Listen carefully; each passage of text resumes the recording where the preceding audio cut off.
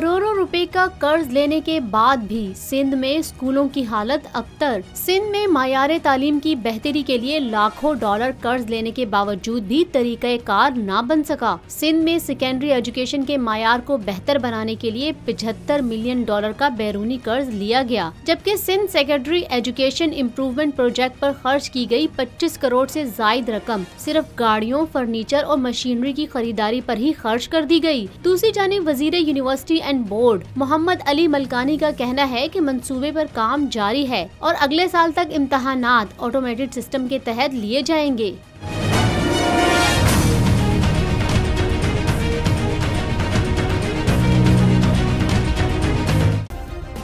Subscribe करें और bell दबाएं ताकि कोई खबर रह न जाए।